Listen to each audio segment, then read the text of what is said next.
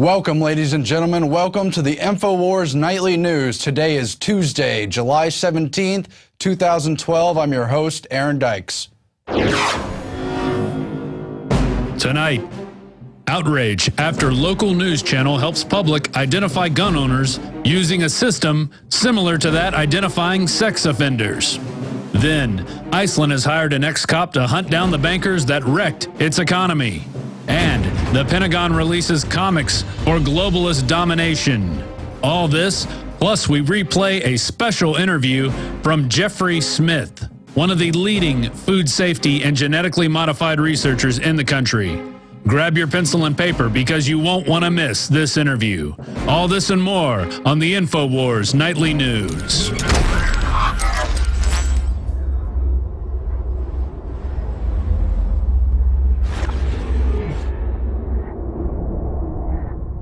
Tonight in the news, outrage after a local news station helps the public identify gun owners. It's as if they're sexual offenders, and there's a registry showing where their homes are located, what streets they live on, as WRAL in Raleigh, North Carolina has a whole database honing in on the fact that rural people own more guns than city people, and that the concealed permit carriers are located basically on the fringes of these different areas, as if it's some problem. But they try to demonize gun ownership as if this is a liberal thing the government has allowed to go on and they should rein it in, and how really concealed weapons owners are the dangerous people, that they're somehow criminals or suspected criminals. And so you've got concerned resident David Knight. He's actually one of our reporter contest entries. He was towards the top. He almost won the contest. He sent us an email warning that although street numbers are not shown yet, they point out that most of the carry permits are in rural areas.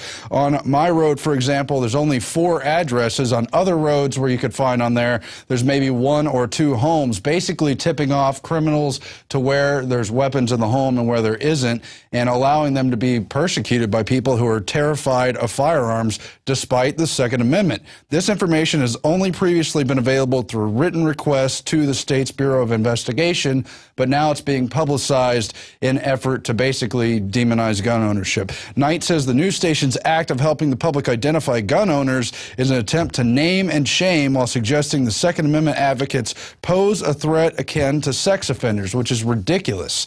However, this article out of North Carolina cites the New York Times, which has totally demonized concealed carry, made a case study of North Carolina to try to convince the public that those who hold weapons are the criminals, when, of course, real criminals don't register their guns, they don't buy them on the market, they don't go through background checks. But you've got Gail McNeil, executive director of North Carolinians Against Gun Violence, claiming that concealed weapons permit holders are not as law-abiding as they appear to be. And then they link to the New York Times report from December 2011, where they say guns in public and out of sight. And they highlight the story of one individual who randomly shot at a biker because he was hogging up too much of the road, really shooting at him without any reason. Now, he pled guilty to assault with a deadly weapon. I assume he's in prison. But they directly link him to more than 240,000 concealed carry permit owners in North Carolina. And they say, while it's a small percentage of them, many of them are criminals. And it goes on to cite 2,400 permit holders, 1% of that number, as having been convicted of felonies or misdemeanors. But then they go on to explain that of 2,400, really only 200 were convicted of felonies, and 10 people were murderers among 240,000 concealed permit carriers. I wonder what the number is among the general public.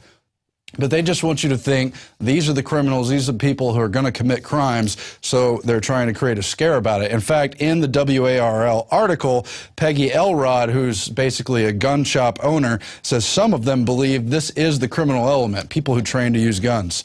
So you've got the whole permit process, which turns the right to bear arms into a so-called privilege. Then they try to demonize the privilege, say they've been too loose with the rules, and basically saying they need to rein in people who are even allowed to have concealed carry permits, when you can always open carry, you can always bear arms. But they, of course, don't want it to appear that way. That's okay. The UN gun grab is coming.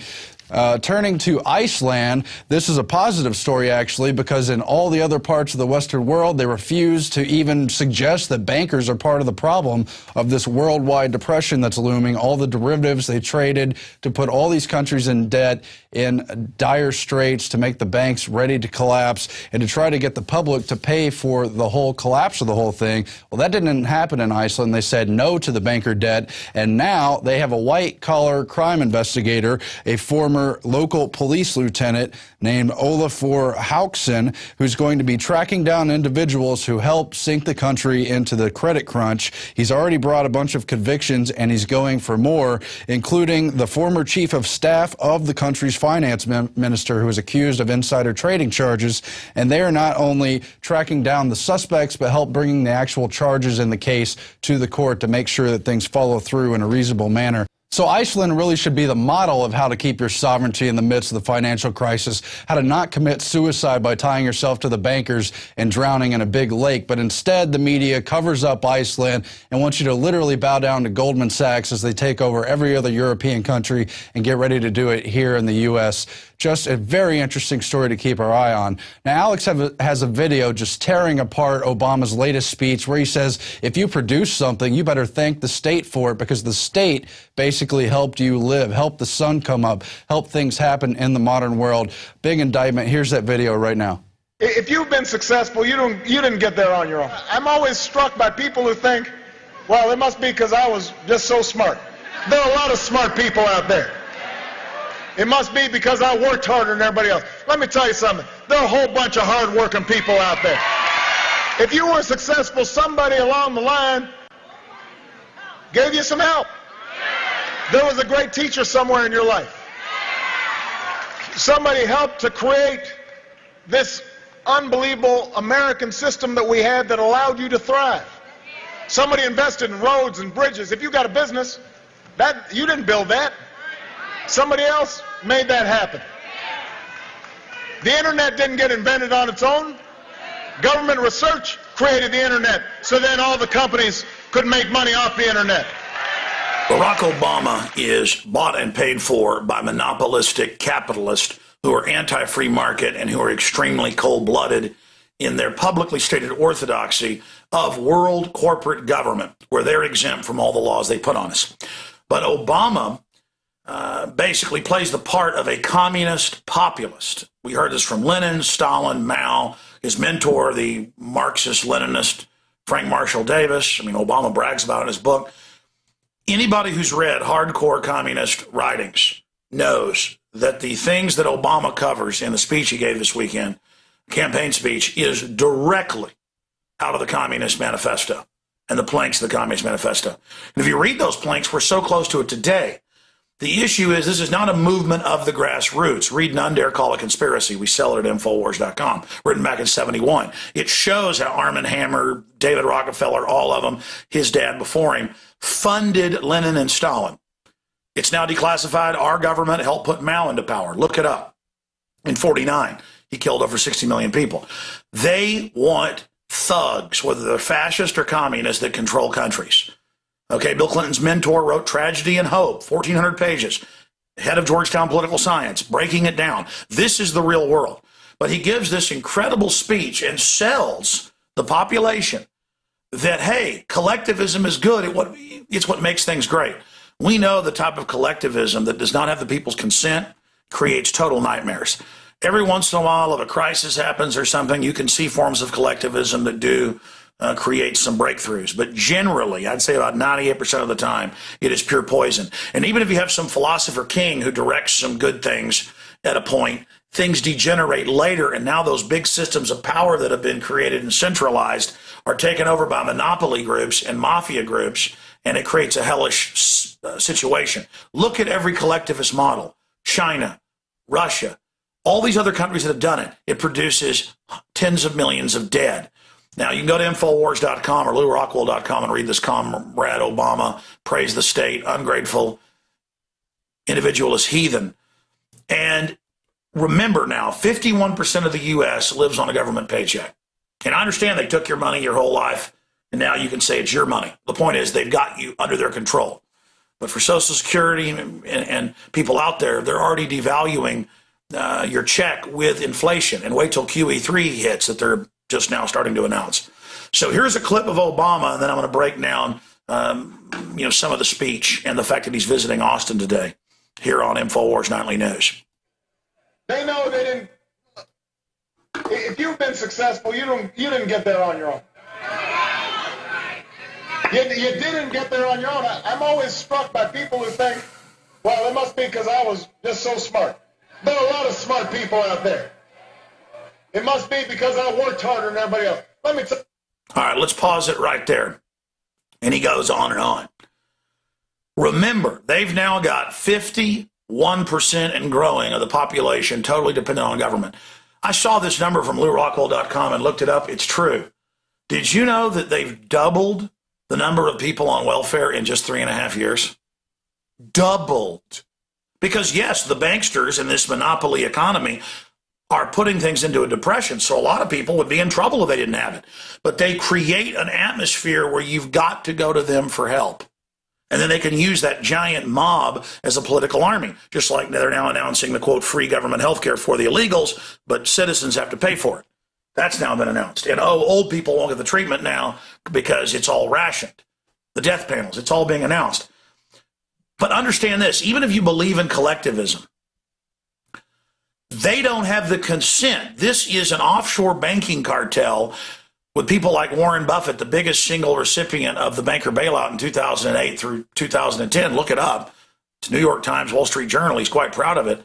He's always saying, I'm rich, I don't pay enough taxes, raise taxes on me. Because he knows they helped write the laws where he's exempt. People won't look at the fine print. He's basically exempt, just like Mitt Romney is, just like General Electric and Google are. Most of these companies pay zero tax. He used your tax money with the General Motors bailout to move it to Brazil, Eastern Europe, and China. 22 bill, Cadillac, and Volt. Look it up. You cannot make this up. So he's here telling you he's going to save you with big government with all these desperate people.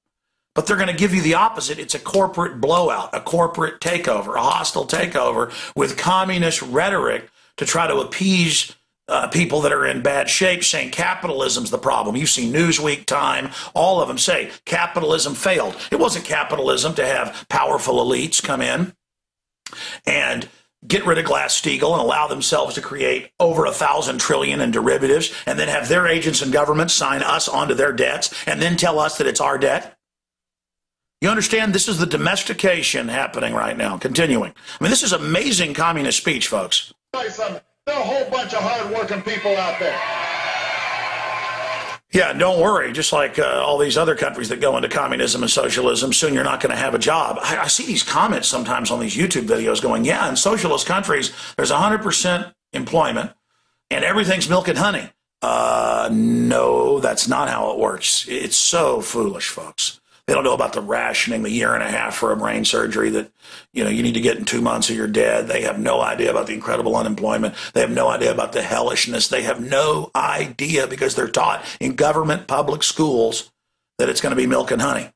So see, everybody's hard work. It's not the globalists' fault for destroying our currency and shipping our jobs overseas that hardworking people can't get ahead. No. It's anybody that's got a better job or more money than you do. People making $125,000 a year individually or $250,000 in a couple. That's who he's saying rich, people that aren't exempt. You understand? That's who the ultra rich are targeting, is the middle class. And then he's talking about the middle class like he's trying to save it. If you were successful, somebody along the line gave you some help. Well, yeah, but does that mean that, you're paying them. It's a free system. And believe me, you work hard in my operation, you get paid more, you move up. That's how things work. If the company keeps growing, but see, he's a globalist, they cheated everybody and shipped the jobs overseas. There was a great teacher somewhere in your life. Somebody helped to create this unbelievable American system that we had that allowed you to thrive. That allowed you to thrive. By the way, and this is the most important point, every place like New York, Chicago that they control is a hellhole for the general public and super hard to make it unless you're part of a special, class like Wall Street. And believe me, that's a special clique to get into, the highest levels of that. We've interviewed all the top people. So again, here they are creating this system where the mega banks get free money and we don't, but nobody knows about that real form of discrimination. Here are the banksters declaring they've conquered the world, and Obama is talking about how you didn't get there. He says, if you've got a business, you didn't build that. That's a quote. Somebody else made that happen. That's a quote. If you've got a business, you didn't build that. Somebody else made that happen. Continuing, again, the state is not God. It creates nightmares 98% of the time. And if for brief times it doesn't, then later that same system becomes corrupt. And it is so amazing to see this happen. Nobody wants to live in the cities that these guys control. They're absolute hellholes when the big city mafia model gets in control. And everybody's running from those states and those cities. And the globalists, again, hate this country. They want to collapse it so they can control it.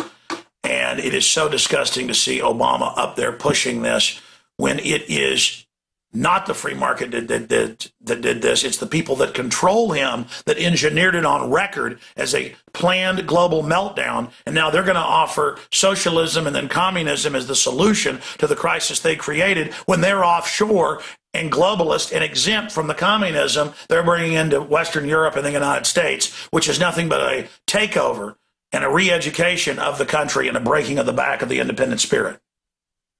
He's coming to Austin, Texas. In fact, he's here right now. He just landed. And we're sending our crew out. We'll have that for Infowars Nightly News tomorrow night. Shutting down 290, I-35, much of downtown. Most of the businesses are shutting down for the day. And the Secret Service just says, don't come downtown, slaves, because the puppet of the New World Order is coming to town. And again, much of the businesses have shut down. There's a story on that in the Statesman. They're having all these security checkpoints and all this stuff to keep him safe, to create the illusion that he actually controls things, that he's actually, running things, so the banksters don't actually get identified. That's just some of what they're going to shut down downtown and the major highways. It's just pathetic what we've been conditioned to accept, the TSA sticking their hands down our pants. This is an illegitimate federal government. It's been captured by foreign banks, that spies on us illegally, that tortures and kills people illegally, NDAA, that engages in all these insider deals, giving trillions to their buddies. It must come to an end. And more government is not the answer.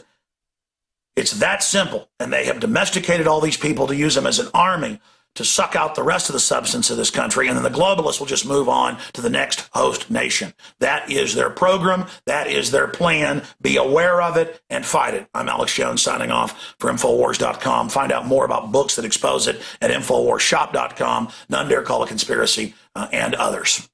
Actually, that whole thing may be a little harsh on Obama. I know he's really trying to do things to turn the country around. In fact, while we were playing that video, I got a call from Alex. He's put up a new video. He's really had a change of heart. Let's hear what he has to say now.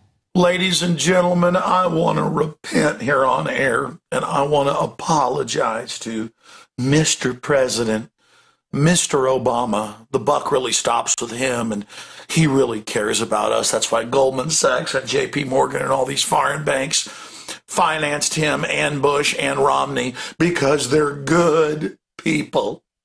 And I want to apologize that earlier today I put out this video, Obama says the state is God, because I was critical there. But I had a conversion, and I want to apologize right now for this video. And I just want to say that I shouldn't have talked about this dear, sweet man that the international bankers put in charge of us. They did it because they care. And yes, he says repeatedly, quote, if you've got a business, you didn't build that. Somebody else made that happen. You're absolutely right. None of us did anything but government. Thank you so much. In fact, right now, I just want to say I'm sorry to you and all the other bureaucrats and people that work so hard and are so good and are so creative and have always been so nice to me. Thank you for life itself. Thank you for creating the planet. Thank you for letting my parents conceive me and my great-great-grandparents, great-great-great-great-grandparents who had great-great-grandparents. Thank you You've just helped me all along. I love how here in Austin, big mega corporations like Apple and Formula One get total tax exemption, and taxpayer money pays for them to move here. But then I went and asked about a tax exemption. I've got now about 45 crew members, and I was told go to hell and laughed at by people that I used to see as arrogant. Now I realize they just are smarter than me and understand I'm filth. Thank you for letting me know I'm filth. Thank you for taking my tax money to move General Motors to China. I know you knew best. Thank you for the great job you've done. We were #1 in test scores back when we didn't have government schools 67 years ago. Now we're the lowest in the industrial world, behind more than 30 third world countries. Thank you. Thank you that when you go out in public, they look like they've been hit by a retardation ray. Thank you. You're really doing a great job. Of course, dumbing us down on purpose because you're our rulers. I mean, excuse me, that's the old Alex. I'm sorry. Thank you for creating milk and honey in the streets, sir. I mean, like you said, everybody who has a business knows they've got to give back. Paying on average over 50% taxes isn't enough, and giving people jobs and, putting up with all the stuff. I mean, that, working 18 hours a day, it's because of you, sir. Reading off a teleprompter, vacationing over 100 days a year. You deserve it. We created a lot of millionaires. And, there are a lot of wealthy, successful Americans who agree with me because they want to give something back. They know they didn't.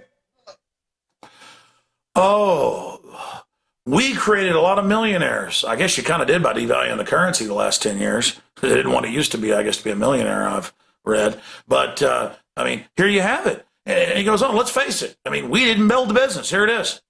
If you've been successful, you didn't get there on your own. No.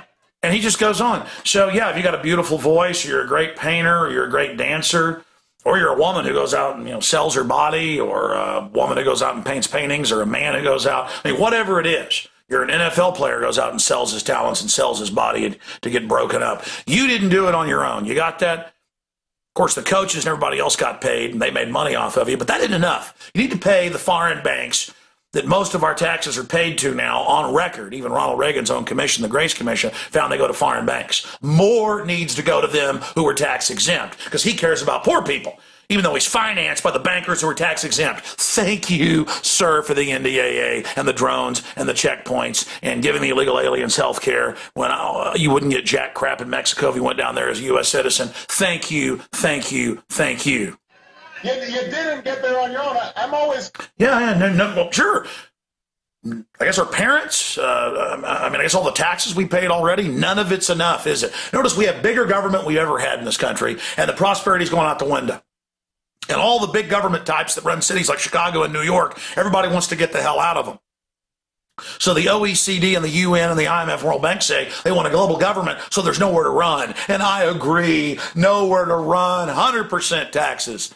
It's great when the Soviet Union takes over and kills tens of millions, starving them to death and working them to death in work brigades. When China did it and killed over 60 million in just a 10-year period, 64 million. Mao Zedong, wonderful guy. I was wrong all these years. The state is God. You are God, Obama. The derivatives we've been signed on to, the now 40+ trillion in banker bailouts to the mega banks as direct taxes to them. All the police and bureaucrats and being talked down to like I'm filth. Thank you. I needed to know that. You're right. We need more government. UN diplomatic communities, they can run drugs and run child sex slaves and everything else. I guess I was a bad person for not liking that in the past and knowing the UN's running giant murder operations worldwide while models run around on TV telling us give money to UNICEF so they can kill kids. I was wrong to be against all that. All the art, all the literature, all the culture, because he goes on to say that came out of the government. So thank you. Thanks for all the monopolies and giving insider deals to your friends. Thank you. Thank you. That's why all governments get these control freak classes in power and things get out of control. And whether it's the Druids or whether it was the Aztecs or the other Mayan cultures or the Babylonians, every culture, including the Romans and the Greeks, had human sacrifice because government starts demanding your firstborn kids be chopped up, and they would kick the meat down the steps at Chichen Itza and other areas in Mexico, and then people would come up and pay. The priests made their money, that was their tax, off the succulent child's meat. And again, I shouldn't be against that. Government produces so much. Every government in history finally gets crazy control freaks in charge who start demanding we sacrifice ourselves on bloody altars or in big wars. And again, I apologize. I was wrong all along. You're right. Thanks for all the dependency and the general public that can hardly talk now in the giant sprawling inner cities crumbling and rotting and everything falling apart. But people run to the few states that aren't like that, like Texas and other areas, but the bureaucrats all run here like a horde of magic-loving locusts to eat our flesh down to our bones politically, sending out swarms of bureaucrats to eat out our substance. Oh, but that's the Declaration of Independence. Thank you, Obama, for teaching me that America was really bad. Thank you for teaching me that it was scum. But calling total communist world government run by offshore fascists who are exempt. Oh yeah, fascism's above the communism and then is exempt from it. Carol quickly wrote that at Georgetown, but all you political idiots who were taught in public schools comment on this YouTube video or at Infowars Nightly News and say that I don't understand that communism or fascism are two different things. No, they're not, you idiots. Anyways, you're just taught that in the false paradigm. Oh, I'm sorry, I apologize. Fascism and communism are good now. I agree with Obama. Again, secret arrests, all of it being lied to, warrantless wiretapping, everything diametrically opposed to what this country was founded on. Oh, it's so American to have FEMA demonizing the founding fathers. So thanks for all that is good. Thank you for being God. Thank you for teaching me that the state is God. I apologize to you. I worship you, Barack Obama. Like they said during the election in 2008, they said you might be Jesus in the news. And I guess you are. And they said they would arrest people if they criticize you. So I just worship you and thank you for the breath in my lungs. Thank you for the grass growing. Thank you for the birds tweeting. Thank you for the sun. Thank you for the ocean. Thank you for all the beautiful government buildings and the great service and just all of it. And thank you for what you do to humanity, taking any future destiny away and taking any rugged individualism away. Thank you for what you've turned America into and the rest of the world. We can just look at it and thank you for how beautiful it is. So thank you, thank you, thank you, thank you. And I apologize to all of you. You're right. You're right. This is a beautiful system you've created, and that is all I have to say. Thank you so much for everything you do. And I just think all governments are God, like the churches teach, Romans 13. We should worship, do whatever government says. The founders were wrong to stand up against it. Do what government says. Take all the Prozac, take all the vaccines, the modern forms of sacrifice. Ignore all the facts that they're putting cancer viruses in it because the governing class likes to kill people, and that's their enjoyment, and they're in charge, so they obviously know best. And again, I apologize and worship you, Barack Obama. Oh, thank you so much for all you do. Alex Jones signing off for Infowars.com, an evil website that doesn't worship government and tyrants and thugs and checkpoints, and I believe in freedom and family and the Second Amendment, and I'm evil, and I apologize. I apologize. It's so horrible. I apologize. Back to Infowars Nightly News. Now, Sheriff Joe Arpaio has, of course, been closely following what Obama has to say as well, and he agrees with the whole idea that the state's always there to help you. I mean, obviously, if you have a birth certificate from Hawaii, that means someone helped you get it. Of course, that's all sarcastic. So is Alex's video. But actually, Arpaio has revealed that he thinks it's a national security threat, the issues surrounding Obama's birth certificate, and basically punting the ball because he doesn't know who to turn to, because the people who are supposed to be accountable to these kinds of major questions of legitimacy of presidents, over whether or not the government can continue, over whether or not you can get forged documents, well, those people all answer directly to Obama, Eric Holder and the rest of them. So who does Arpaio even turn to with the fact that he thinks the birth certificate was fraudulent, forged? There's all these different things with the document, but then he finds that even foreigners are able to get birth certificates in Hawaii, according to his investigation. We'll have detailed coverage of that, I'm sure, coming up later in the week once we've had time to analyze the video. But we've seen the rush reports on WorldNet Daily and other websites about Arpaio's investigation. You know the mainstream media won't be covering that. Meanwhile, the Pentagon has released a Comics for Global Domination. It's part of this larger propaganda effort, and never mind the actual money spent, there's a great deal of mental capital that goes into convincing young people to join the military, that it's a cool adventure, that we're doing good around the world, kicking ass and taking names in the hope of preserving so-called democracy around the world. Really a big lie, but here's some of that propaganda, obviously aimed at children.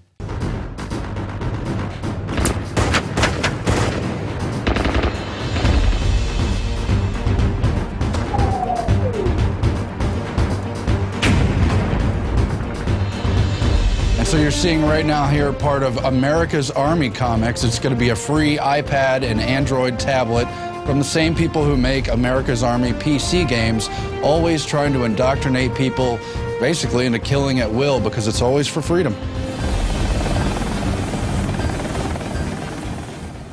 Now, there's also countless Hollywood movies where they glorify the military, and then in return they let the Hollywood firms use major tank equipment and F-16 jets and bases and everything else. That's if you're making Top Gun to make them look good. But if you criticize what they're actually doing, you don't get jack squat, and probably your movie doesn't even get made. Or if it does, your budget is cut.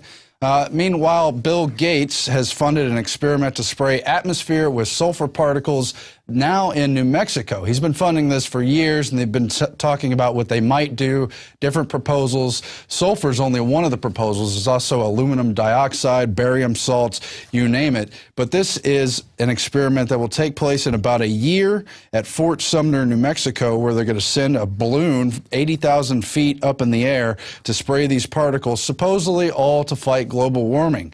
However, even some of the most staunch environmentalists who back the pro-global warming push say this is dangerous and can have catastrophic effects on the Earth. Well, of course. But they're saying specifically, if this was triggered in the wrong way, it could cause drought and famine while trying to cool the planet, really just reversing everything that they claim global warming would do and doing it on purpose through their geoengineering experiments.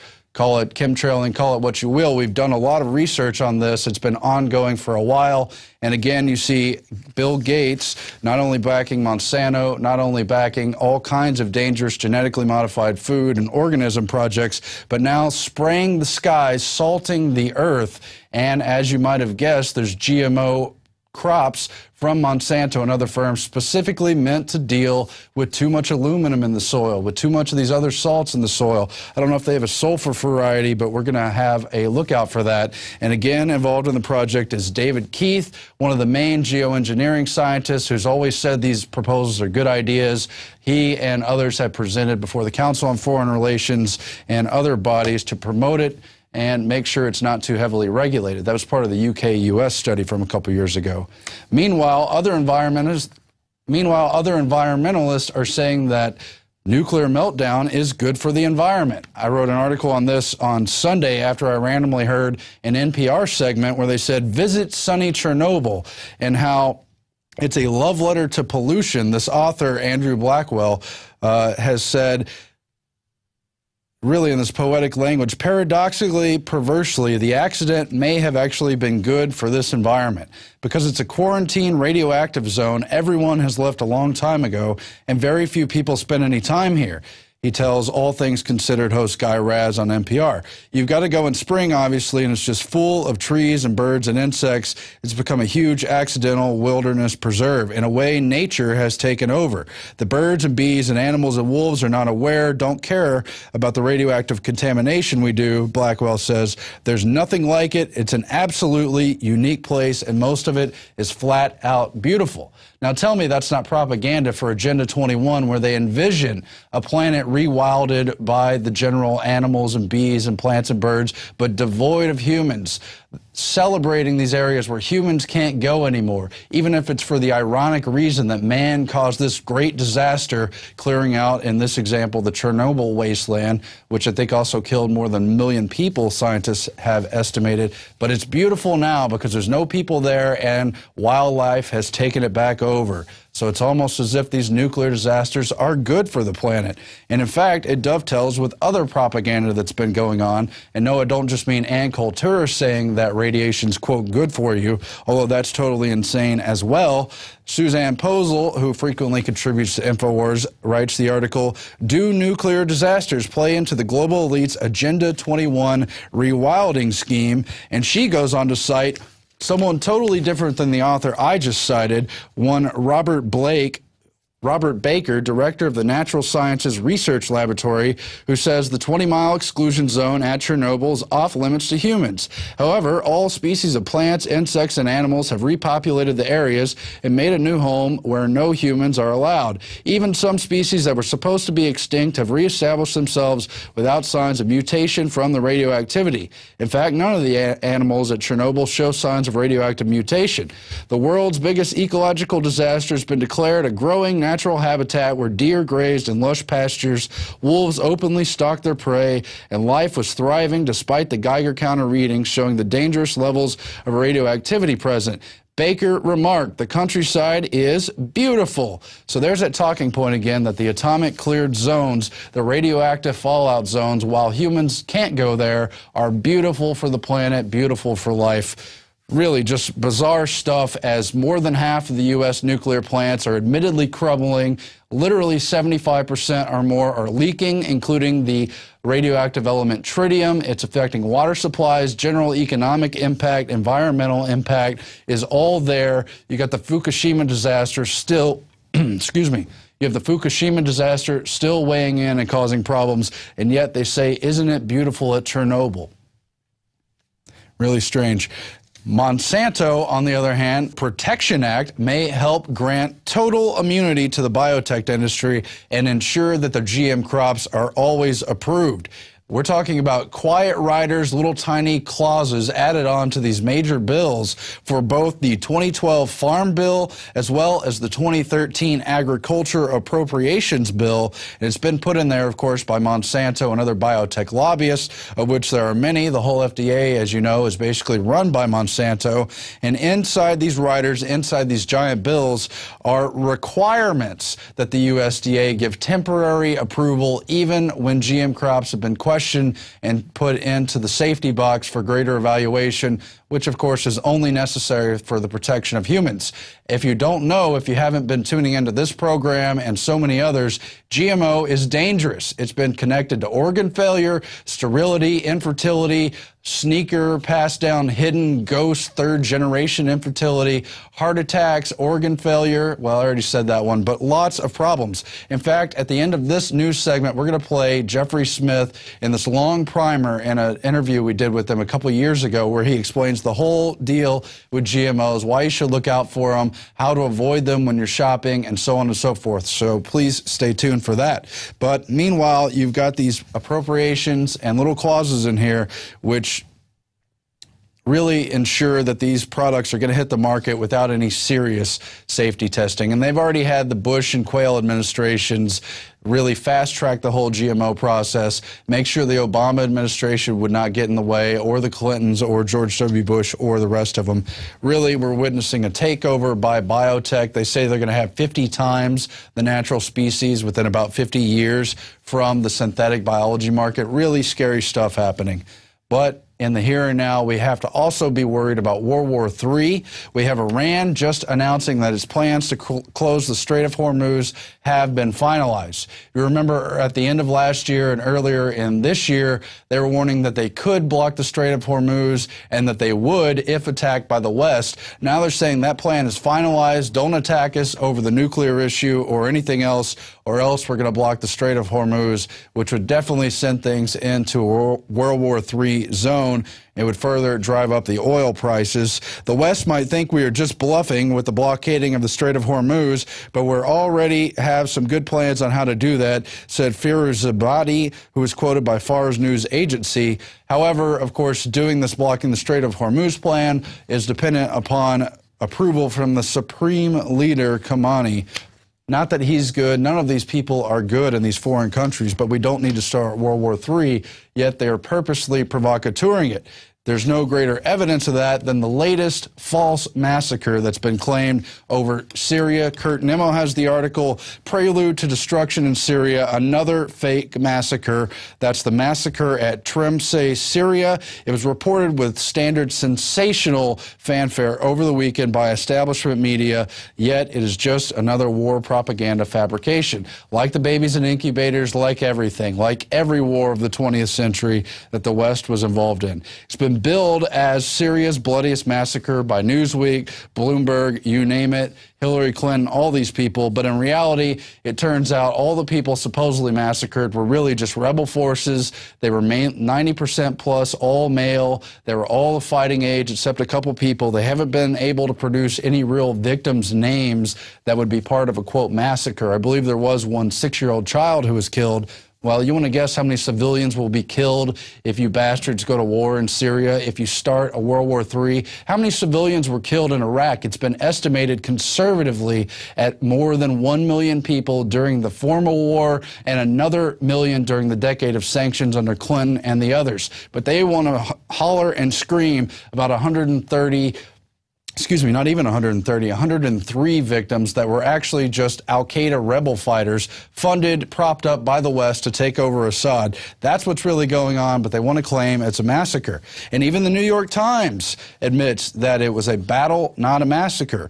Details of a battle challenge reports of a Syrian massacre. That's in the New York Times. It's right here. And it goes on to explain how the whole deal with the city of Hama and the deal with Tremsa was all just really an uneven clash between the heavily armed Syrian military and the local fighters bearing light weapons that they got from the West. And they've got the Syrian National Council and the other CIA factions prepared to take over Syria once they topple Assad, or once they get a big civil war going, or any of the other contingency plans they have in the works.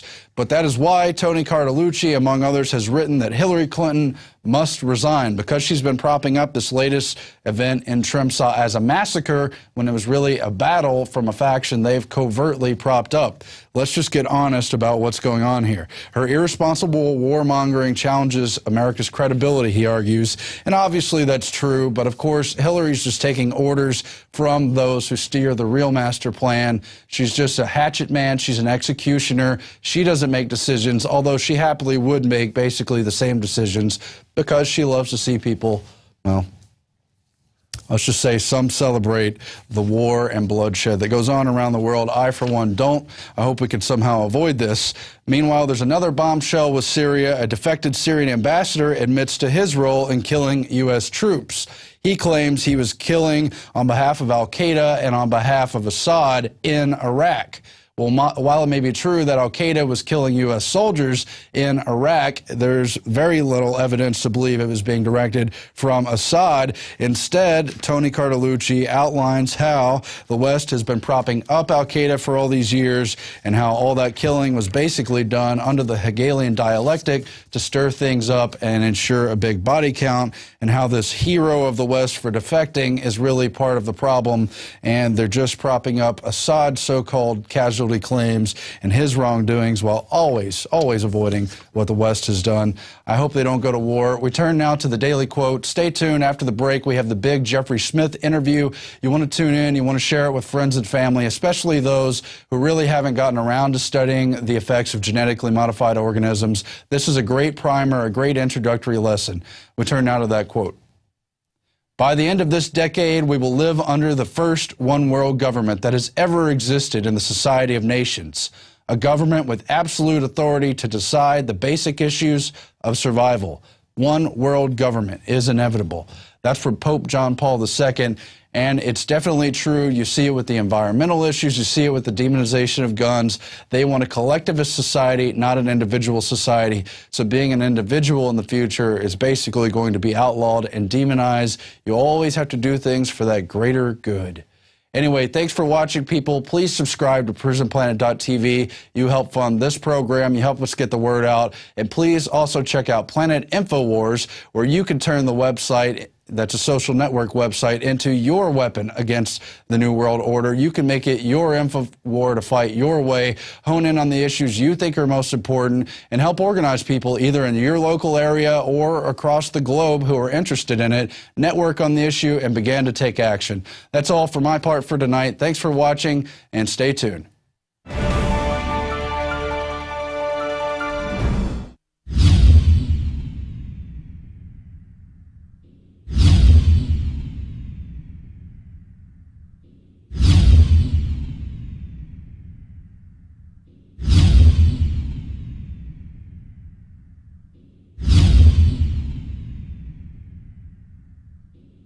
Have you been to InfoWarsShop.com lately? Express your inner patriot with these brand new InfoWars t-shirts. Say it loud with the InfoWars Bullhorn shirt, or educate the sheeple with the Bill of Rights shirt.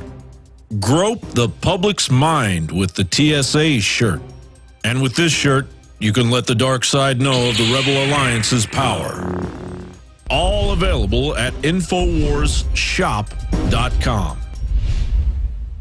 Sick of the globalist eugenicist control freaks adding poison to your water and laughing as you get sick and die? Start purifying your water with ProPure. My friends, I've done a lot of research, and the best gravity filter out there, bar none, is ProPure, and it's available discounted at Infowars.com. Its filters are silver impregnated to prevent bacterial growth. There's no priming required. It's NSF 42 certified. Optional fluoride filters can reduce fluoride up to 95%. Easy to set up and use. Doesn't require electricity. Purify water from lakes, streams, ponds, and wells. This filter system leaves in beneficial minerals, which is key. Save money by not buying bottled water and avoid BPA that leaches from the plastic. ProPure is the best gravity-fed filter out there. It's what my family uses. Infowars.com already has the lowest price on ProPure. But if you add the promo code WATER at checkout, you get an additional 10% off at Infowars.com. You can also call to order 888-253-3139. We are back at the Infowars Nightly News. As we mentioned before the break, we're going to play now a full hour-long exclusive Infowars interview with Jeffrey M. Smith. He's the leading expert on genetically modified organisms. He's not only studied all the scientific studies on them, he's interviewed industry experts. He's interviewed those scientists who conducted the research. He's found out all the inside tracks of how some of the scientists talk about population control, how others are not able to continue the research because of threats, because of destroyed equipment, because of loss of funding, while all the industry studies just automatically and superficially say GMOs are safe to eat when we know damn sure well they're not. The whole future of humanity is at stake if we don't stop these things from taking over the market, which Monsanto and the other major players are working very hard, as we mentioned about this bill, to ensure that they're allowed to go through even before safety testing. They are trying to take over everything, and it's not just the physical effects. It's not just the organ damage. It's not just the effect of gut flora. It's not just the sterility and infertility that's all been linked to GMO. It's taking over government itself, putting in their vice presidents, their lobbyists, as the key FDA approval mechanisms, buying out the USDA and the other regulatory agencies, making sure that they don't do their real job to simply let Americans and others around the world know what's on their plate. This is a disturbing trend. It's not going to go away until we look closely at the issue. So with all that in mind, that's why we're going to show you this exclusive Jeffrey M. Smith video. But I also want to let you know we carry a number of his products at Infowars.com. It's not to make money. It's to educate people on how important GMO issue is. The latest is Scientists Under Attack, Genetic Engineering in the Magnetic Field of Money. That was a Bertram Verhaeghe video produced in France and Germany, but with cooperation from Jeffrey Smith. He helped us get it here at the Infowars store. He's also put out the GMO trilogy, an excellent highlight on the basic primer, the whole deal. He also interviews the experts in India, where they've been fighting the farmer suicides and trying to keep GMO out. His book, Seeds of Deception, an excellent book, and his other book, Genetic Roulette, all by Jeffrey M. Smith. We also carry The World According to Monsanto, which he's had some cooperation of, and all of them really expose this industry for what it is, highlight the dangers, and help educate people, as well as telling them where to shop to avoid genetically modified foods, and some literature on which foods are most important to make sure you buy organics on. With no further ado, we turn now towards that interview, and we really respect all the warnings Jeffrey M. Smith has tried to bring to our program and to the alternative news world in general.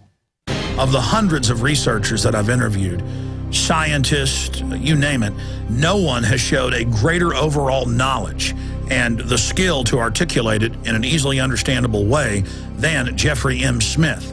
His detailed study of GMOs, Monsanto, suppressing science and research is just amazing. Well, here's the exclusive, never before seen and heard interview with Jeffrey M. Smith. My name is Jeffrey Smith, and I'm the Executive Director and founder of the Institute for Responsible Technology. Our campaign for healthier eating in America is designed to create a tipping point of consumer rejection against genetically modified foods in order to force them out of the market.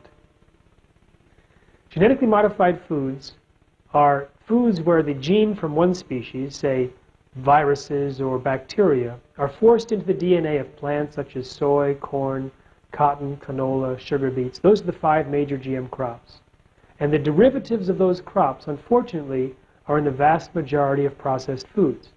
So when you look and see soy lecithin or soy protein or high fructose corn syrup, even sugar, unless it says cane sugar, will have genetically engineered sugar beet derivatives.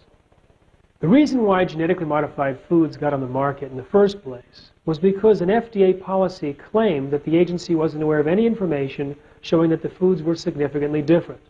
On that basis, they said absolutely no safety testing was necessary. If the biotech companies like Monsanto and Dow and DuPont tell us that the foods are safe, then the FDA has no further questions. The concept that the agency was not aware of differences between GM and non-GM foods was pure fiction. Documents made public from a lawsuit 7 years after the policy was created prove that the agency was very well aware that there was differences. In fact, the overwhelming consensus among the FDA's own scientists were that genetically modified foods could create allergies, toxins, new diseases, and nutritional problems. They had urged their superiors to require long-term studies. But you see, the first Bush administration had ordered the FDA to promote the biotechnology industry. And so the FDA recruited for a position they created for him, they recruited Michael Taylor, Monsanto's former attorney, who later became Monsanto's vice president. While he was in charge, the policy was created that overruled and ignored the science and the scientists. Now, Michael Taylor, who I believe may be responsible for more food-related illnesses and deaths than anyone in human history for fast-tracking GMOs onto our food supply, he is now the U.S. food safety czar under the Obama administration. While Obama was campaigning in Iowa, where I'm from, he promised us that he would require mandatory labeling of genetically engineered foods. We've been asking for this for years. In fact, 9 out of 10 Americans want genetically modified foods to be labeled. But because the FDA is ordered to promote the biotechnology industry, they ignore the desire of 9 out of 10 Americans in order to protect the economic interests of 5 GMO companies. We had hopes that Obama would fulfill his campaign pledge, but so far, no luck. Instead, Obama has recruited and put into positions of authority, both in the USDA and the FDA, people with very close ties to Monsanto and the biotechnology industry. So he's been a very big disappointment from the side of those of us looking for a reasonable, rational, and safe policy regarding GMOs. In 2009, the American Academy of Environmental Medicine urged all doctors to prescribe non-GMO diets to everyone. They said animal feeding studies have linked GMOs causally with things like reproductive problems, immune system problems, accelerated aging, dysfunctional regulation of insulin and cholesterol, and organ damage and gastrointestinal problems.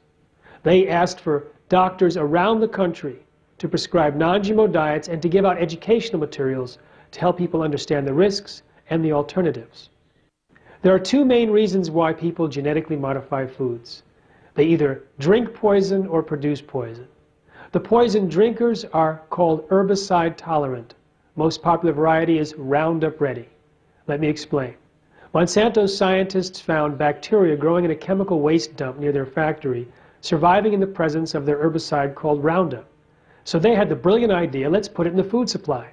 So they took the gene from the bacterium that allowed it to survive applications of Roundup and put it into soybean, corn, cotton, canola, etc.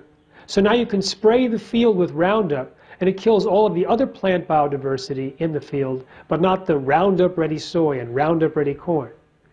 The other variety of genetically modified crops produces a poison. They take a gene from a soil bacterium that produces a natural insecticide and put it into the DNA of the plant. So every single cell of every single plant in millions of acres has its own little spray bottle that can kill an insect by destroying its digestive system. Because of the herbicide-tolerant crops, particularly the Roundup Ready crops, there's so much more Roundup being used in the United States. We're just drenching our fields with it. In fact, in the first 13 years since GMOs were introduced, it's estimated that 383 million pounds more of herbicide were sprayed in the United States because of the GMOs. The pesticide-producing crops are called BT, for the soil bacterium Bacillus thuringiensis. Now, there is about a 68 million pound decrease of the use of insecticides on these fields over the first 13 years, but the actual amount of insecticide that's produced within every plant, when you add that all up, it's actually more than the insecticide that it displaces. So the overall impact is greater insecticide use as well. What these changes mean is that the plant might produce more allergens, more toxins, more anti-nutrients, more carcinogens, or even less of these. We don't know. It's a genetic roulette. In fact, the process of approval of these GM crops do not evaluate these type of changes. In Monsanto's own studies, which they conveniently left out of their published paper, which we were covered later, they found that in cooked GM soy there was as much as 7 times more of a known allergen called trypsin inhibitor, and about a doubling of an anti-nutrient called soy lectin, which blocks the absorption of certain nutrients. In genetically modified corn, a gene which is normally switched off was switched on to produce an allergen, and other proteins were truncated or changed in shape, which can change a harmless protein into a potentially deadly one. In fact, when they looked at that corn variety, they found 43 different proteins that had significantly changed their levels of expression because of the genetic insertion. So these could be caught wreaking havoc with our health or the environment, but no one has evaluated them. One of the most consistent features of the animal feeding studies is immune responses. Immune responses are the body's reaction to something that it considers foreign and may be harmful. By definition, genetically modified crops have something foreign, which may be harmful. Now, the immune system problem has been seen consistently in rats, in mice, in any time they test for GMOs. What we're seeing in the human population since GMOs were introduced is an increase in autoimmune disease, inflammation, and allergies. And these are the kind of things that we would predict if the animal feeding studies were to carry out into human experience. I want to explain 2 different categories of things that can go wrong. One is for the BT crops. The biotech industry feels confident in putting an insecticide, a toxin called BT, into our corn and cotton plants. And their excuse is that we have a history of safe use using BT in agriculture. It's a soil bacterium. When it's gathered up, the spores in the bacterium, it can be sprayed on plants to kill insects. Then it biodegrades or washes off. But what the biotech engineers do is they take the gene that produces that toxin out of the bacterium and put it into the crop. But the crop produces the bacterium at thousands of times the concentration of the natural spray form. It doesn't wash off, it doesn't biodegrade. In fact, it's designed molecularly to be more toxic than the natural form. It even has properties of a known allergen. The natural form by itself, however, is not that safe. In fact, peer-reviewed published studies show that when the natural BT toxin is fed to mice, it causes tissue damage and an immune response as powerful as if they'd been fed cholera toxin. According to peer-reviewed published studies, when BT toxin was sprayed by plane for gypsy moth infestation in the Pacific Northwest, about 500 people complained of allergic or flu-like symptoms. Some had to go to the hospital. Now, thousands of farm workers in India who are picking the cotton engineered to produce that same BT in higher concentrations are complaining of the same allergic and flu-like symptoms, and some have to go to the hospital. When they allow animals to graze on the cotton plants after harvest, thousands of sheep, buffalo, and goats have died. I visited one village where they had allowed their buffalo to graze without harm for years on natural cotton plants after harvest. They allowed 13 buffalo to graze on BT cotton plants for 1 day, January 3rd, 2008. Within 3 days, all 13 buffalo were dead. They also lost 26 goats and sheep. I asked the villagers, how many of you personally have had itching from working in the BT cotton fields? Most of them raised their hands. In the state of Haryana, India, they feed cottonseed cake to buffalo. Most buffalo actually refuse to eat the cottonseed cake, but those that eat it, most have reproductive problems, including sterility, premature deliveries, abortions, and many of the calves died and adults died. We've also seen about 24 farmers in the Midwest claim that their cows or pigs became sterile from certain varieties of BT corn. A farmer in Germany says that 12 of his cows died when fed exclusively a variety of BT corn. And in the Philippines, when people were living next to a particular BT corn variety, during the time of pollination, the people in the village experienced skin, respiratory, and intestinal reactions and fever. When the same seeds were planted in 4 more villages, the same symptoms returned.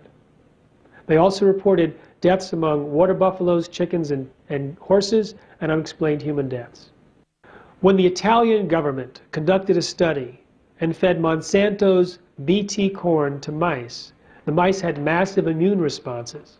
When the Austrian government fed corn that was both Bt and Roundup ready, the animals had less babies and smaller babies.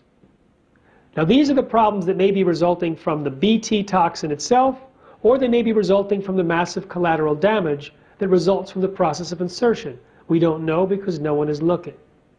In the case of Roundup Ready soy, we see a lot of serious problems. Soon after the GM soy was introduced to the UK, soy allergies skyrocketed by 50%. We know that there are many reasons why GM soy might be associated with higher levels of allergies. In fact, a skin prick test shows that some people can react to the GM soy but not to a wild variety of soy. And they also found a new protein that had allergenic properties that was in the GM soy but not the wild variety. When they fed GM soy to mice, there was a reduction in digestive enzymes by as much as 77%. When you impair digestion, it might increase the ability for allergens. This was of grave concern to the FDA scientists, who said it would be a serious health hazard to introduce an antibiotic-resistant marker gene. They were concerned that the gene might transfer to pathogenic bacteria and create super diseases. Knowing that soy genes transfer, we know that the antibiotic-resistant genes might also transfer to create super diseases. When they fed genetically modified soy to female rats before they got pregnant, more than half of their babies died within 3 weeks. Babies were also much smaller on average, and in a subsequent study could not reproduce. When they fed genetically modified soy to male rats, the testicles actually changed from the normal pink to blue. When they fed genetically modified soy to male mice, their testicles also changed and damaged the young sperm cells. And when they looked at the offspring at the embryo stage of parent mice that were fed genetically modified soy, their DNA functioned differently compared to when parent mice ate non-GM soy. When they fed hamsters genetically modified soy for 2 years over 3 generations, by the 3rd generation, most of the parent hamsters that were eating genetically modified soy lost the ability to have babies. The GM soy group also developed more slowly and matured sexually more slowly as well. It turns out the Roundup, which is being sprayed on millions of acres, primarily because of the Roundup Ready crops, has a tremendous impact on health. Now, it's designed actually to damage the health of plants. That's how it's an herbicide. When you spray a plant with Roundup, what it does is it goes into the plant and accumulates into the parts of the plant that we eat. It also gets pushed out the roots into the soil, where it destroys beneficial microorganisms and enhances the harmful microorganisms, like Fusarium, which can produce mycotoxins, which themselves can be harmful to humans and mammals. Now, glyphosate, which is the main ingredient or the active ingredient in Roundup, was actually originally patented as a chelator, meaning that it binds with or kidnaps and holds hostage certain mineral nutrients like copper and zinc and manganese and magnesium and iron. And so when you spray the glyphosate on the crop, it bounds up the nutrients in the soil, making them less available for the plant. So that's another way that it helps kill plants.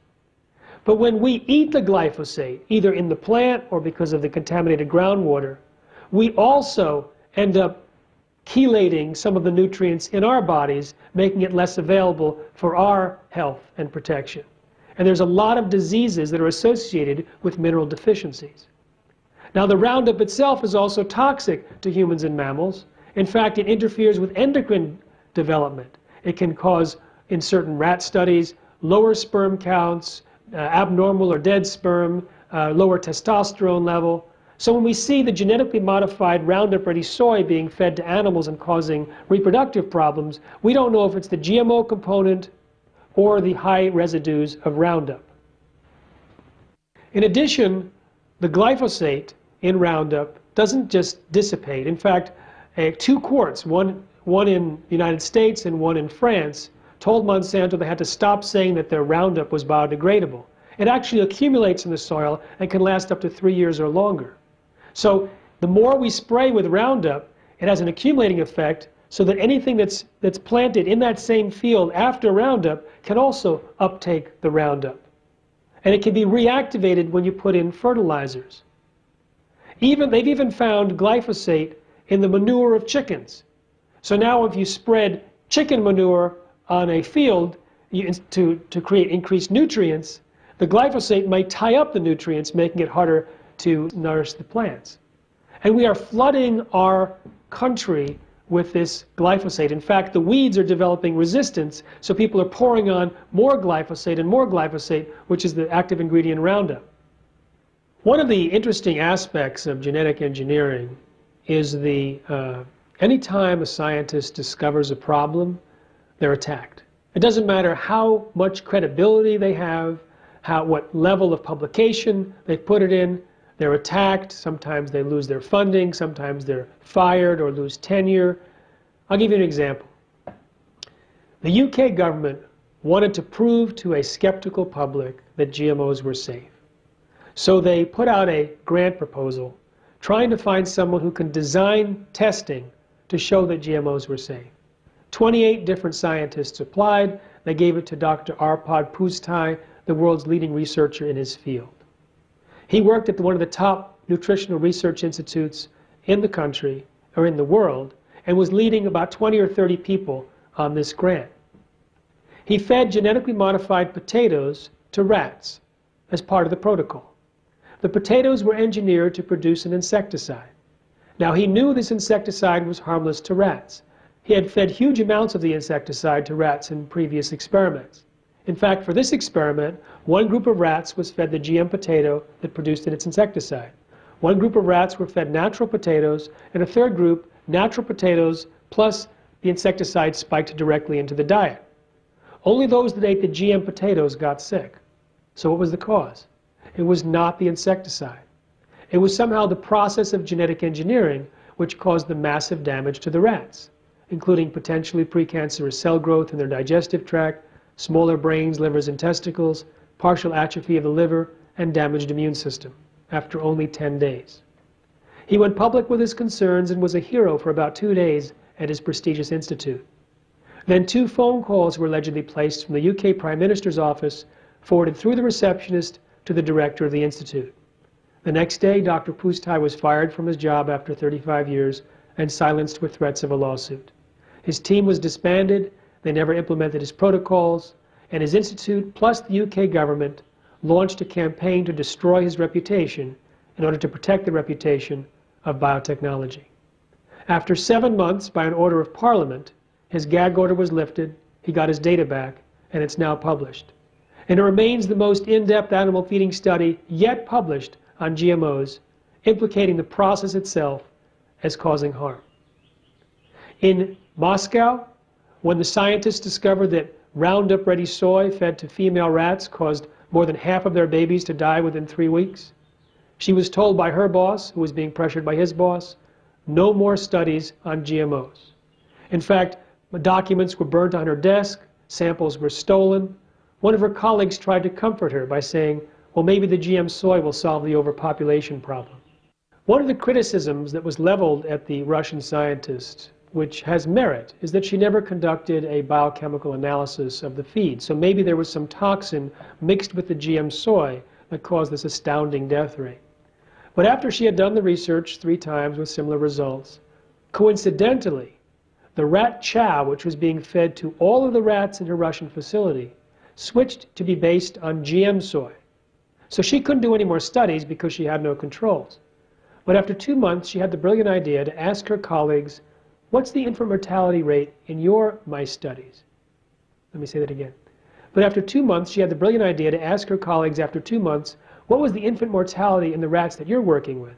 It had skyrocketed to over 55%, suggesting that it wasn't a particular toxin in her batch, but it's a more generic aspect of genetically modified soy. When Dr. Carrasco in Argentina linked Roundup to birth defects, both in amphibians and possibly in humans, he was immediately attacked, and 4 people showed up at his place of business and tried to interrogate him in a very aggressive manner.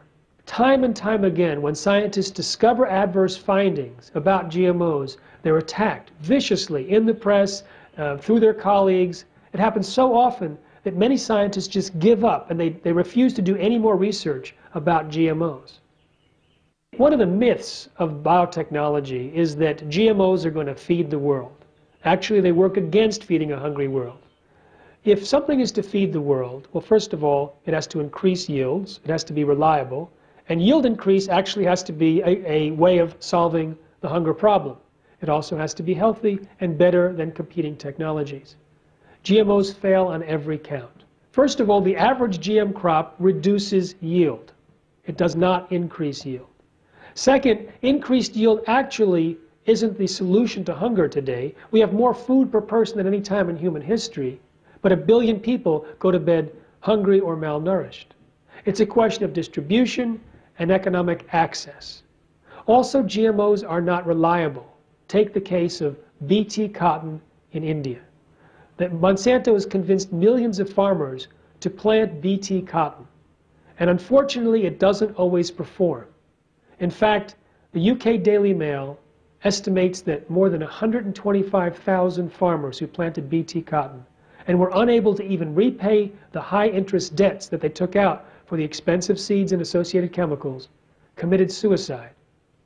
Now, this is a catastrophe. Some people put the number closer to 200,000. So this is an example of what's happening in a developing country, and they're trying to convince us that GMOs are going to help the developing world. GMOs are also not better than competing technologies if you're trying to increase yields. In fact, studies on millions and millions of farmers show that sustainable techniques can increase yields by an average of 79%. Some studies show that organic agriculture can increase yields by 100%, even 300% in developing countries. If you look at the Rodale Institute, they did a side-by-side study with organic soy and corn versus non-organic. And they found that they actually have comparable yields, but the organic is better during times of adverse weather and also has less inputs. In January 1999 Biotechnology Conference in San Francisco, Arthur Anderson, a company that had consulted with Monsanto, they were also Enron's consultant, revealed how they had worked with their executives to create their plan. They asked Monsanto executives to describe their ideal future in 15 to 20 years. And the Monsanto executives described a world in which 100% of all the commercial seeds were genetically engineered and patented. And Anderson worked backwards from that goal to create the strategy and tactics to achieve it. At the same conference, another biotechnology company was projecting that within 5 years, by 2004, they would have a 95% replacement of all natural seeds. So the biotechnology industry is planning to replace nature. Fortunately, consumer concern has stopped that moving train. About 3 weeks after this conference, the gag order on Dr. Pustai was lifted. Within 1 week, 159 column feet of articles were written in Europe. Within a month, 750 articles were written. One editor said it divided society into 2 warring blocks.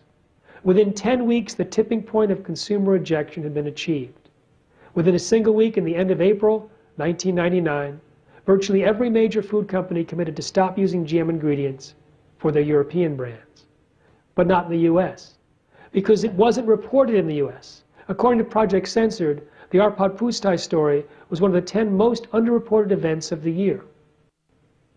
In the United States, if you have asked the average American, have you ever eaten a genetically modified food in your life? 60% say no, 15% say I don't know. So 3/4 of Americans do not realize that they're eating GMOs in nearly every meal. The fact that GMOs flourish on the basis of consumer ignorance leaves the biotechnology industry extremely vulnerable.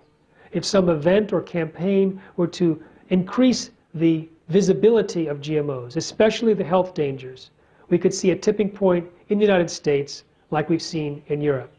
In fact, bovine growth hormone, the genetically engineered drug that's injected into cows to increase milk supply, that's being ushered out because of consumer concern. You see, when you inject cows with bovine growth hormone, it changes the milk.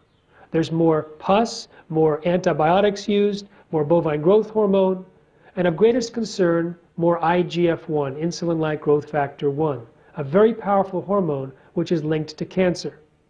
Now, milk contains IGF-1 anyway, and milk drinkers have higher levels of IGF-1, and those with high levels of IGF-1 are more likely to have breast cancer, prostate cancer, colon and lung cancer. And it's in much higher levels in milk from cows treated with bovine growth hormone. I'll let you connect the dots. But as we explain this to consumers, their concern about drug milk has caused the manufacturers and dairies to kick it out. Walmart has kicked it out of its store brand, Starbucks out of its stores, Dannon and Yoplait, Kroger's, Publix. In fact, most of the major dairies in the United States have stopped using bovine growth hormone because of consumer concern. So our campaign for healthier eating in America is now designed to create a tipping point against all GMOs in the food supply. In fact, it's already happening. The fastest growing store brand claim in 2009 was GMO-free. And Supermarket News, a big trade journal for the food industry, predicted that 2010 would see an unprecedented upsurge of consumer awareness and concern about GMOs. And as I travel around the country, as I do every year, I see more informed and enthusiastic activists and consumers getting the word out about GMOs. So we now are equipping them with strategies and tools and speaker training, and we have a campaign to hit the tipping point of consumer rejection in the United States between 10-10-10, that's October 10th, 2010, and 11-11-11, within a year, a month, and a day. So I invite you to come to our website at healthiereating.org to get involved, to sign up for a Healthier Eating Pledge, to get the tools to invite others to do the same, so that together we can create a tipping point. You see, we only need about 5% of U.S. shoppers. We think that's more than enough to create the tipping point. And 15 million people, 5.6 million households, that's easy. Why is the number so low? Because GMOs give no consumer benefits. There's no reason why a company would say, well, I need to keep my GMOs because there's a better mouthfeel or sweetness or shelf life. If a small percentage of people were to reject GMOs, it would become a pure marketing liability. The companies don't even have to switch recipes in order to get rid of GMOs. They can just use the non-GM corn and soy, as many companies have done already, like Whole Foods for its store brands, like many companies in the natural food industry. There's also a new third-party verified seal called Non-GMO Project Verified, which is being put on products that show that the non-GMO claim has been third-party verified. So the entire natural food industry is getting on board, mothers are getting on board, doctors and medical organizations are prescribing non-GMO diets, many spiritual and religious groups are saying that GMO really means God move over, and they're against it. We have enough people to eliminate GMOs, we just have to get the word out to those who are already receptive. If we need only 15 million Americans, consider that 28 million Americans already buy organic food on a regular basis, 87 million people are strongly against GMOs, and 159 million people, 53% of Americans, the majority, say they would avoid GMOs if they were labeled. So we have a non-GMO shopping guide to help people make healthier non-GMO choices. So go to non-GMOshoppingguide.com to see for yourself which products are non-GMO and how to avoid them. Right now, it is legal to call something non-GMO, but the Codex negotiation team in 2010, in May, went to a conference in Quebec armed with a new proposal that could ultimately make it very difficult for people to label something as non-GMO or even keep the requirements in Europe for GMO labeling. Fortunately, the U.S. didn't get much traction at that meeting and only got supported by about 3 countries out of 50 that participated, and we hope that that can go away very soon. When RBGH was approved, Michael Taylor, Monsanto's former attorney, who later became Monsanto's vice president, was in charge. So it got approved with very little testing and no labeling requirements. In fact, Taylor wrote a white paper suggesting that if any dairies want to label their products as free from RBGH, he suggested that they also include a disclaimer that says, according to the FDA, there's no milk from cows supplemented with RBGH and those not supplemented. Now, this was a recommendation, it wasn't a requirement. But as soon as companies started to actually say RBGH free on their labels, Monsanto came in and sued them. And now companies are putting that disclaimer on there to meet Monsanto's very unlegal and inappropriate requirements. But then Monsanto got some states to actually implement a requirement that dairies put that disclaimer on there. In fact, Ohio right now has a horrible law which specifies the font size and the location of the disclaimer in such a horrible way that some companies are saying that they'd rather take the RBGH-free claim altogether off of their milk carton rather than having to fulfill that requirement. And that means any national brand that's sold in Ohio has that problem. So it really is a problem. We're actually trying to convince the governor of Ohio to change his mind immediately so we don't lose the traction that we've gained all these years. The junk food eating couch potato in America does not know that he or she is eating GMOs and will never know that we got rid of it for them. Because it only takes a small percentage to reject GMOs in the marketplace. We don't need to inform everyone. In fact, there are so many people receptive to our message, we can get rid of GMOs without having to convince anyone who is resistant. There is, in fact, an economic divide between those that can afford organic and those that can't. Those in inner cities don't have access to fresh vegetables and fruits very often. But as far as GMOs go, I'm optimistic that we can get rid of them so quickly that it won't be a problem for very long. Of all of the toxins that are released into the environment, GMOs are of a special class. You see, with genetic engineering, you have pollution of the gene pool. It's a self-propagating genetic pollution. The genes that we released in this generation already can outlast nuclear waste. They can go on forever. We have no technology to fully clean up this type of pollution. Certainly we can reduce it dramatically, but until we have some technique to identify GMOs at a distance, we are stuck with GMOs possibly forever. Imagine being hired by a company that says, we have a little problem, we'd like you to organize the recall of our salmon from the ocean. There's a company that wants to introduce genetically modified mosquitoes. Imagine trying to do a recall there. GM pollen has already contaminated the indigenous corn varieties of Mexico, and we have no technology to clean that up. What we've done is irreversible damage, and this is something that is highly irresponsible, unconscionable. And it was done over the objections of scientists, over the objections of science, a collusion between government and industry. If you look back at the records of what actually happened at the FDA in 1991 and 92, the scientists were very clear. They said GMOs could create higher levels of existing toxins, new toxins. They might bioaccumulate toxins from the environment. They might produce allergies or new diseases or nutritional problems. They said the process of genetic engineering is different and leads to different risks. So what did the government say?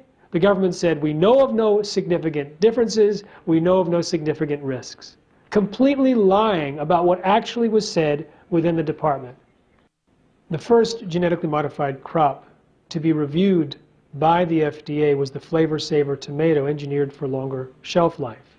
And that was the only company that actually gave raw feeding study data to the FDA to evaluate.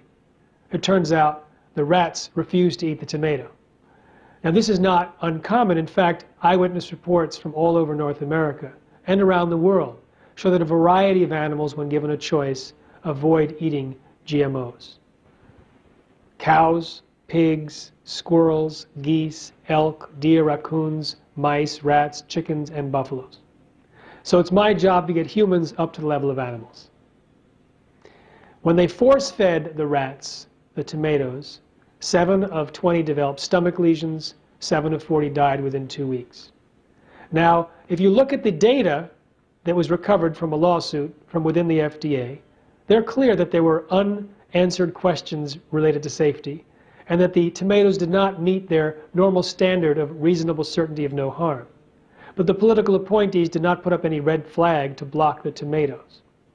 In fact, they said that the tomatoes passed with such flying colors that no subsequent GM application is going to even require the level of evaluation that the tomatoes had.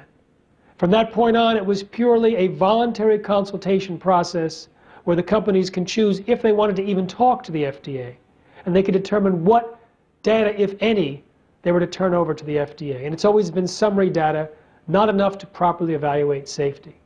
If the reviewers want more information and ask for it, they're typically ignored. And at the end of the exercise, they write a letter.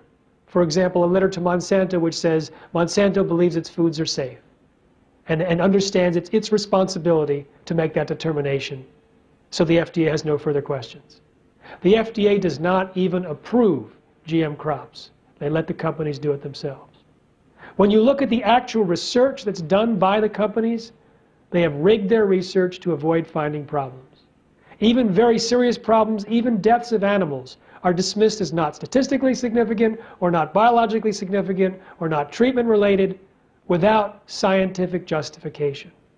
I've analyzed with many, many scientists around the world how these biotech companies have bad science down to a science. They use the wrong controls, the wrong detection methods, the wrong statistics, the wrong reporting protocols. It's absolutely horrendous. I'll give you some examples. When Monsanto wanted to pretend that injecting cows with bovine growth hormone did not interfere with the fertility of cows, stolen documents from the FDA made public revealed that they apparently added cows secretly to the study that were pregnant before injection. When researchers wanted to prove that pasteurization destroys bovine growth hormone in milk, they pasteurized the milk 120 times longer than normal. They only destroyed 19% of it. So they added powdered hormone to the milk at huge volumes and then heated it 120 times longer than normal, and only under that rigged condition did they destroy 90% of the hormone. But that's what the FDA reported, that pasteurization destroys 90% of the hormone. That's just an example of what we read over and over again. And sometimes it's very subtle, and sometimes it's very, very blatant lies and misinformation. Because GMOs are not labeled, it's hard to file a lawsuit, because it's hard to trace back who's eating GMOs and who's not. So it's one of the ways that the biotech industry protects itself, by not letting us know what is GMO and what is not. I've talked to some former Monsanto employees and got quite an interesting insight into the company. One scientist told me that his colleagues were doing safety studies on milk from cows injected with their bovine growth hormone. When they saw how much IGF-1, insulin-like growth factor 1, was in the milk, these 3 scientists refused to drink milk again unless it was organic. He also told me that there was a study that showed problems with rodents that were fed one of Monsanto's GM crops. So instead of withdrawing the crops, they decided to rewrite the study to make it look less of an adverse finding. A former salesman for Monsanto took the job because he was so impressed by the words of former CEO Robert Shapiro, who claimed that GMOs would help the world. And so when the employee orientation meeting happened in St. Louis, this man, Kirk Azevedo, stood up and described all these great things that Robert Shapiro had said. After the meeting, a vice president pulled him aside and said, "Wait a minute. What Robert Shapiro says is one thing, what we do is something else. We're here to make money. We don't even know what he's talking about." The FDA has proven to be a regulatory agency that has been hijacked by industry, both on the drug side and the food side. Many of the people that approved bovine growth hormone either worked for Monsanto directly or indirectly, and one person actually did research for Monsanto and then took over the department that evaluated her own research. As far as what we need an independent body to evaluate the safety of GMOs. We need generations of evaluating GMOs before they're put onto the market. You see, we're just babes in the woods in our understanding about the DNA. And we're making fundamental changes in an area that we have very little understanding of. We redefine what a gene is, how a DNA functions every few months. And yet the science behind the genetic engineering of food is based on assumptions that have already been proven wrong 30 years ago. So we're in a situation right now where industry has pulled the wool over the eyes of the public and has millions of people that they support within the agricultural industry and with the academic side, and of course within government, that keep pushing the same myths. They give the myth that it's safe, that it's been proven safe, that it's precise technology, that it'll feed the world, that it's needed, and that it's here to stay. All of those things are false. In fact, it's a very dangerous technology fraught with unpredicted side effects. It hasn't been proven safe. In fact, the industry research is rigged to avoid finding problems. And the FDA doesn't require a single piece of research for safety. It's unreliable. It can easily be withdrawn in terms of, well, it can be stopped, but it won't be 100% withdrawn from the genetic pollution. But we can do a good job there too. Henry Miller used to work for the FDA and said to the New York Times that Big Ag has gotten everything they have asked or told the regulatory agencies to do. And that's the way it is. Big Ag, big corporations, it's hard to define where corporations end and where the government starts. There's a connection there which is extremely unhealthy and can have long-term consequences, and already has long-term consequences. And GMOs are one of the most serious because it affects everyone who eats and all future generations and the entire ecosystem. What you see in genetic engineering is a pattern which is prevalent throughout the government, where corporations have influenced the regulations over themselves in such a way that they were given free rein to make big bucks without consideration for health and environmental consequences. And fortunately, from the side of GM food, it is easier to stop than the other major problems. It's easier to stop than problems that require policy change, because we can do it from the side of the market. Because people vote with their forks, they vote with their dollars, we can have a revolution in the kitchen. And that's what we're focused on. We realize, you know, I have a small NGO, small nonprofit organization. How can I go against the millions upon millions that Monsanto spends to lobby Washington, to buy and pay for elections, etc.? We can't. But we can go to consumers who are concerned about their health, to health-conscious shoppers, to parents of young kids, to doctors and their patients, to the general public where they're concerned about what they put in their mouths and the mouths of their families, and give them accurate, defensible information about why GMOs are unhealthy and why we shouldn't eat GMOs at all. And then give them a shopping guide, how to avoid eating GMOs. These are the tools to affect policy, at this point, greater than lobbyists, greater than money for campaigns, because this is the tool that will get the food companies to kick out GMOs when they become a marketing liability. Years ago, they called 98% of the DNA junk genes. Because they didn't code for proteins, they figured they were just a refuse pile of previously accumulated genetic material. Now they realize, oh, it's very important. They used to think that genes could be sorted and moved in any direction and anywhere on the genome because they acted independently. Now they realize that there are families of genes that work together as a network. They used to think that one gene produced one protein, produced one trait. That's false. So what we have here is an evolving understanding of the most fundamental level of biology. And yet the technology of genetic engineering is based largely on the false assumptions. Now, the fact that one gene does not produce one protein producing one trait in almost every case is why they've limited their genetic engineering to basically two traits, poison drinking and poison production. They can't easily create drought tolerance or salt tolerance or higher yields because that involves a family of genes and a network of genes that we don't understand the language that they're speaking. But there's an arrogance that we can just go in there and try things and put it on the market without actually even testing the safety of the products that they're creating on animals or humans. They feed an animal GM crops for 90 days at low concentrations and figure if it passes 90-day test, then we can feed it to humans at high volume for the rest of their lives. It's complete arrogance and extremely dangerous.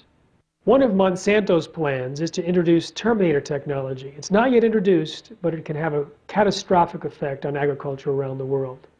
It's a technology that forces plants to grow sterile seeds so that farmers cannot plant them year after year. Now, Monsanto, when it was originally developed by a number of companies, including the USDA, they were targeting the developing countries where 1.4 billion farmers save their seeds. If there's changes in weather, if there's damage from insects or from disease, we have a huge diversity of plants growing on farmers' fields around the world. We can find the genetics to withstand these changes. But if you wipe out that diversity and limit it just to the few seeds that are available in the catalog, you are risking the entire population's food supply in order to promote the profits of these companies. So this is a huge and horrific mess. And the world has risen up against Terminator technology because they want to protect the ability of farmers to save seeds year after year and not turn them into bioserfs where they go back and like a new biocolonialism where the Monsantos of the world force farmers to buy seeds year after year in order to maintain a profit and a lifestyle. The Department of Justice and Department of Agriculture have teamed up to do an evaluation of whether the agriculture industry in the United States has reached a level of monopoly or a duopoly or whatever. And I certainly think that it's very, very dangerous right now, that it's too concentrated. They're controlling prices, they're controlling distribution, they're pushing their GM seeds, eliminating the availability of non-GM seeds, reducing the genetic diversity, and basically keeping farmers desperate. They're always removing enough money from the system to keep farmers desperate, which is one way that they apparently control them or convince them to keep doing whatever the next magic bullet is from Monsanto and these other companies. Contamination is a real serious issue. The biotech industry originally promised it would be impossible to contaminate. In fact, one executive from a company testified in Europe that you'd be more likely to get pregnant from a toilet seat than be contaminated by a GM crop. Now they've changed their tune and say, well, contamination is inevitable, but it's not important.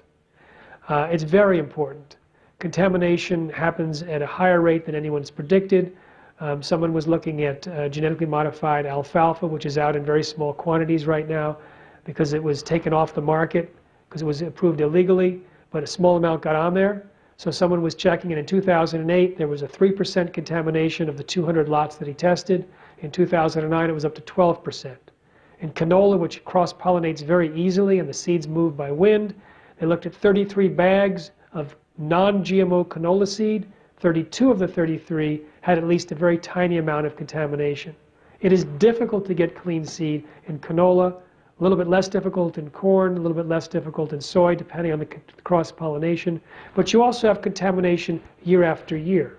You plant GM canola in one year, and if you plant non-GM canola, you'll still have over 1% contamination for the next 16 years because unharvested canola seed can drop into the soil and germinate year after year, and they produce thousands of seeds, and they also partially drop and not get harvested. So there's a contamination over time. Then you have this bizarre, ridiculous movement to introduce pharmaceuticals and industrial chemicals grown inside the plant. And we've had a near miss a few years ago where there was corn varieties engineered to produce a vaccine for pig diarrhea. And the following year, the corn sprouted, the stubble remained inside a soybean field and was harvested, and they found that out just in time and saved it from the food supply. But I suspect that other of these industrial chemical producing crops have contaminated the food supply at some point. I think it's just ridiculous that they plant crops that produce pharmaceutical chemicals outdoors and in food crops. Years ago, there was a few countries in sub-Saharan Africa that had a famine, and so the U.S. sent genetically modified corn as a food aid. When they discovered it was genetically modified, they asked the U.S. to please substitute non-GM corn, and the U.S. refused. Some countries decided to accept it, but said, please mill it so it won't be in seed form so our farmers won't plant it. The U.S. said, tough. You have to eat it or starve. Fortunately, South Africa came in and milled it. But one country, Zambia, sent out a fact-finding team to the U.S. and Europe. And they came back, and for many reasons, including scientific reasons, they said, absolutely do not allow genetically modified corn to be distributed to the famine victims in this country. So they were able to find other sources of food. But this really upset the U.S. because the myth was that GMOs would feed the hungry world, and here was a hungry country saying no. So they did a full court press on Zambia, and I visited there and heard some of the stories. There was a couple of Jesuit priests who were talking at conferences about the inappropriateness of genetic engineered crops based on the statistics that they had gathered.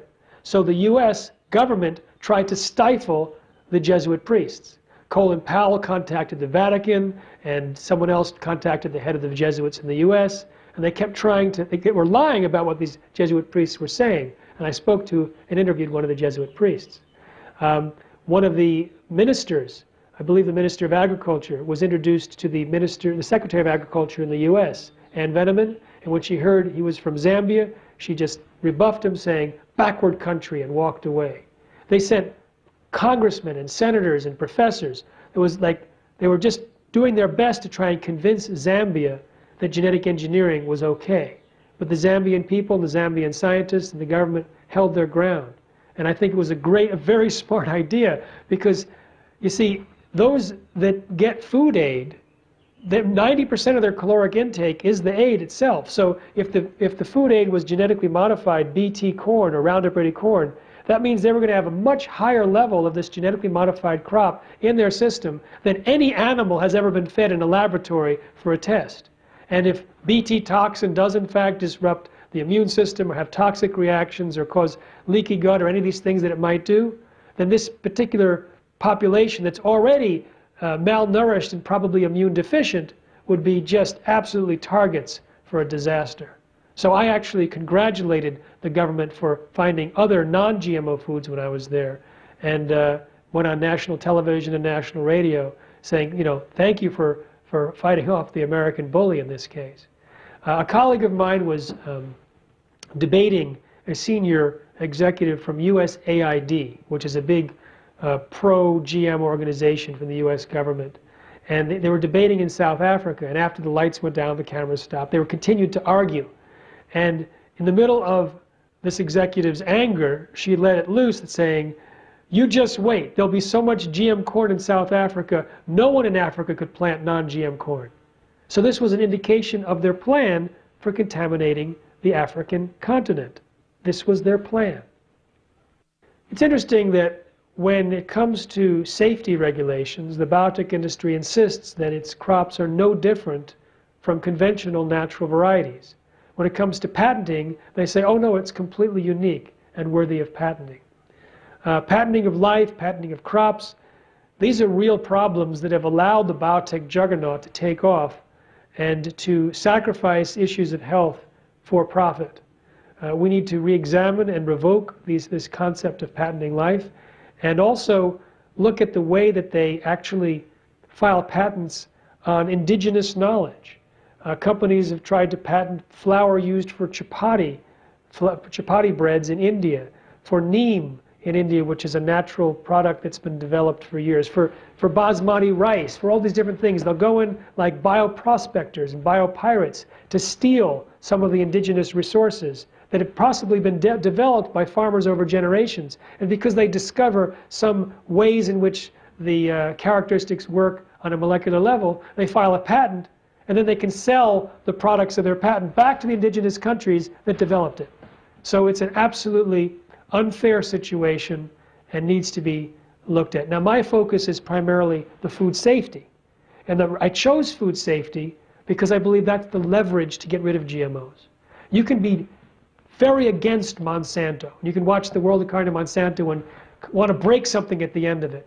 But it doesn't really speak so much about the health, so you don't realize that eating a corn chip might be just that bad, you know, and the soy might be just that bad. There's tremendous harm that can come from eating GMOs if you look at the animal feeding studies, the livestock issues, and what's happened in the US since GMOs were introduced from a correlational side. So if you talk about the patent issue or the environmental issue or the social justice issue or corporate takeover, you can arouse anger in people, but they may just go out and buy a GMO and eat it. If you explain that eating a corn chip that's genetically engineered might turn your intestinal bacteria into living pesticide factories, then they put the brakes on for themselves and their family. And that is what's going to be leveraged for getting rid of GMOs, when people understand the health dangers and make healthier choices. The bees are dying in a thing called colony collapse disorder, which is not well understood. Now, it's, in my opinion, it's definitely not primarily caused by GMOs, because they're dying in large numbers in other countries where they don't plant GMOs. More recent information suggests that the seed treatments from neonicotinoid insecticides are the cause. Now, these are insecticides created from nicotine or tobacco. When biotech companies introduced a variety of Bt corn that kills the rootworm, they found that it wasn't very effective for the first few weeks of the corn plant's life. So the rootworm or corn or soil-based organisms could destroy the seed and the early plant. So what they did is they developed a way to encapsulate a systemic insecticide based on tobacco called neonicotinoid insecticides and put them on the seeds, and the insecticide would then infiltrate into the seed and into the plant and exude out of all the different cells of the plant for several weeks. That way it would sort of do the job to protect against the soil-based organisms until the Bt kicked in. But this neonicotinoid insecticide is known to disrupt the navigation ability and memory of bees, where they may not be able to get back to the hive. Now, it was believed that the seed treatments, that these type of seed treatments were responsible in large part or completely for colony collapse disorder. And when they banned these type of insecticides from several countries in Europe, like in Italy, the next year there was no colony collapse the next year except in one hive where they used the old seeds that still had it. They couldn't figure out the vector, how it was that the bees were getting the seed treatment from the plants, until they discovered that plants, they exude a certain nectar or water that's concentrated with their nutrients in the morning, like dew, and these bees fan the hive to keep the air conditioning going all night, and they get exhausted, so they immediately leave the hive in the morning and go to the nearest source of nutrition, which is this nectar on the plants nearby. But this nectar or water contains the insecticide as well. So now they understand the vectors in terms of how these honeybees are getting large doses of this insecticide. And one of the characteristics of colony collapse disorder is that there's oftentimes no bees in the hive, that they go out and they don't come back. So we think that the neonicotinoid seed treatments, which were increased because of the use of genetic engineering, is probably responsible for, or at least in large part, of colony collapse disorder. But there are more deaths among the bees in the United States than in other countries. And we think that that increase might be the result of genetically engineered crops, particularly the Bt toxin, which is designed to kill insects. It's not acutely toxic to bees, but in some studies they found that the bees that grabbed pollen from the corn plants that were genetically engineered, they actually were susceptible to a viral infection, whereas the controls were not. There was another study that showed that when the bees took the pollen, the genes from the genetically modified crops transferred into the microorganisms inside the guts of the bees. This also happens in humans. This could mean long-term effects from short-term exposure.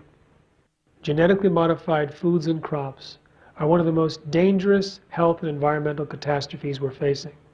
And yet very few people know about it. There's very few money. There's very few organizations funding those of us who are trying to stop it. I mean, I struggle year after year with, a skeleton crew, and I see things like global warming just pulling millions and millions of dollars, and we just get chump change and volunteers to try and stop this juggernaut. Fortunately, it's easier to stop GMOs than it is these other problems because we don't have to affect government policy. We can do it through market choices, and that's what we plan to do.